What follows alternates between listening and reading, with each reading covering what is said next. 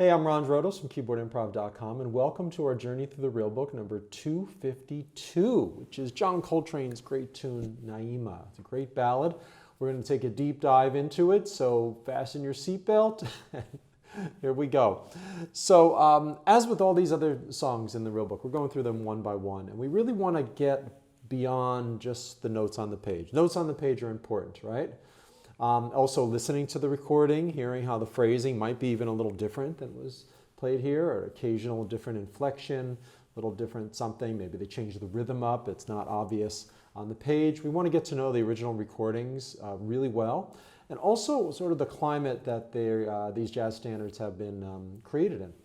So 1959, this was recorded in the sessions that became the album Giant Steps. It's interesting how a lot of times you hear the year 1959 is a great year for jazz, and they cite the albums that were released in that year. Kind of Blue, Miles Davis, and Giant Steps would be one of them. I've often heard cited as a 1959 album. It was recorded in 59, but it wasn't released to the public until February of 1960. So it's interesting. The public didn't hear it in 59, so it was a great year for jazz in general, and it was recorded then. But it's kind of interesting how the public didn't hear it until a few months after 1959. Small point. It was a great era for jazz. So this tune is very interesting for a few things. One is that it's a ballad by John Coltrane. We often don't think of Coltrane as playing ballads, right? Ferocious tenor sax player, sheets of sound, just tons of notes. Just you know, sort of like what the guitarists call shredding now. He was shredding on the saxophone way before guitarists were shredding on their instruments. But he was also a very tender and emotional ballad player. He has an album called Ballads, which is great. He did an album of ballads with the singer Johnny Hartman. Check those out if you don't know those yet. And Naima is right up there. It's one of his own compositions that's a ballad. He wrote several, at least, famous ballads. One is Alabama. He wrote a ballad called Alabama a few years later. So Naima is very interesting for a few reasons musically. One is that you'll see that it's got an unusual form.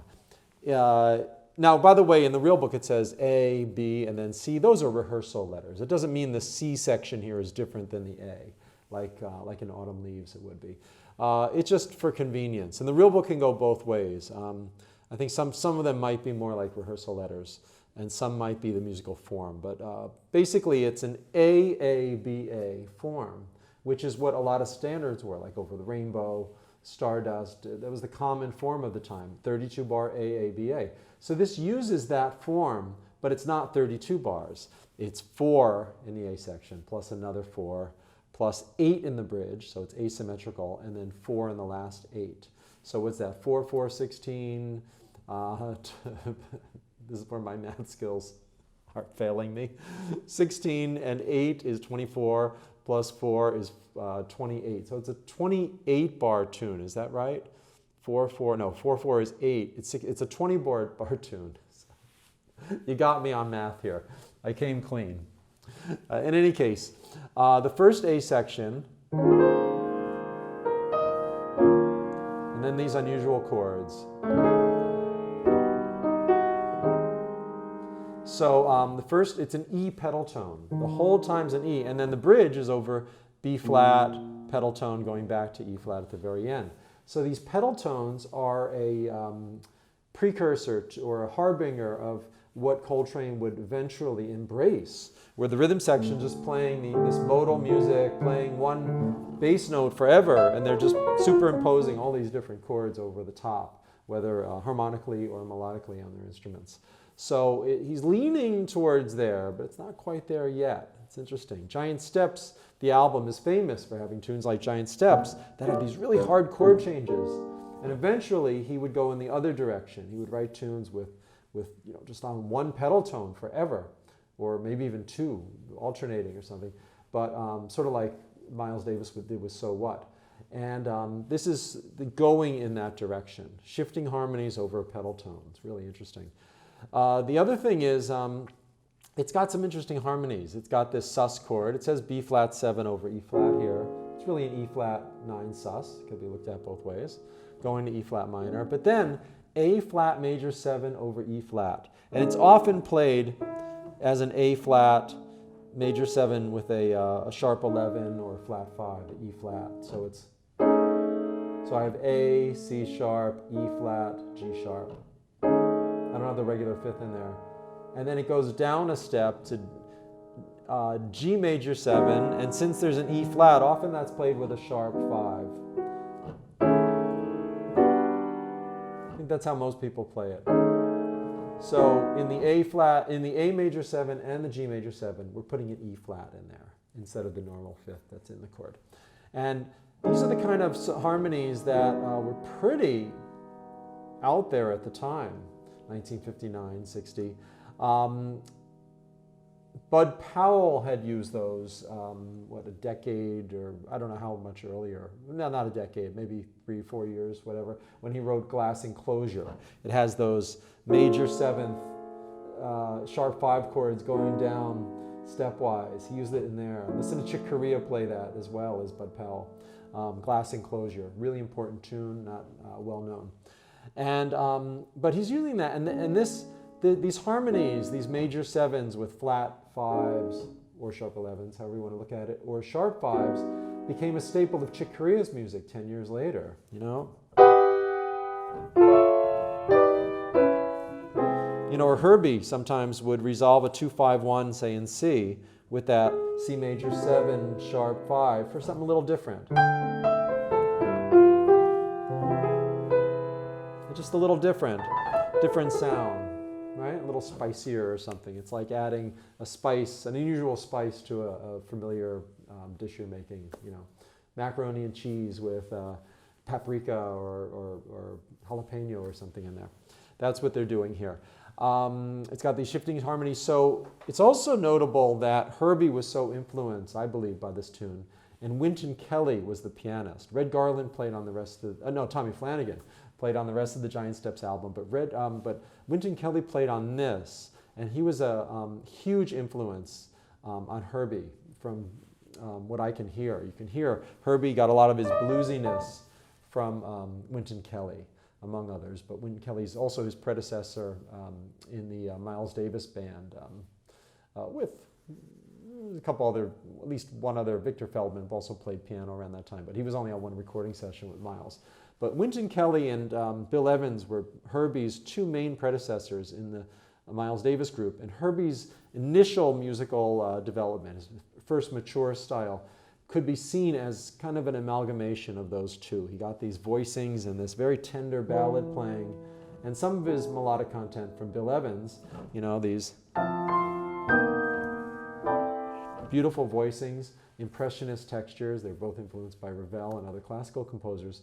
But he also got a lot of the bluesiness and the sense of swing from Wynton Kelly. Wynton Kelly's one of the most swinging mainstream jazz pianists. You can really do yourself a big favor by checking out some Wynton Kelly too.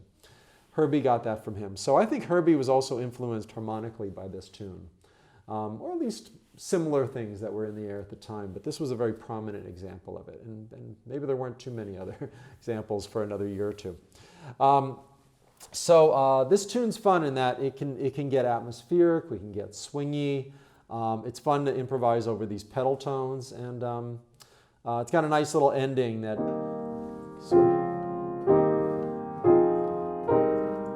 goes between the 1 and the 4 chords, and ends on A flat, which is a little unexpected. There's no other A flat tonics here. Well, the first 4 measures ends with A flat, but it's still got that E flat, so maybe it's sort of the implication of that.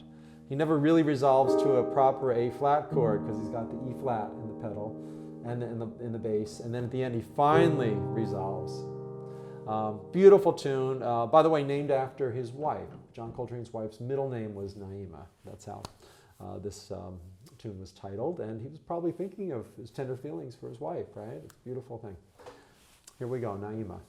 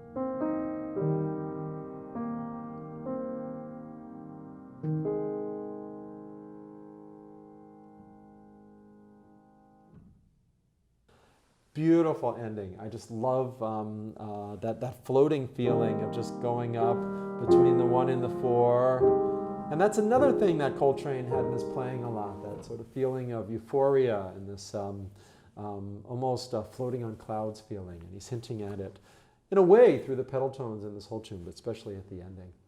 So thanks for joining me here. Leave a comment if you have any experience with the tune or musical questions or want to comment on somebody else's comment. We really have a wonderful community we're building here on this YouTube page. And thanks again. Enjoy the journey every step of the way and check out tunes like Naima. Take care.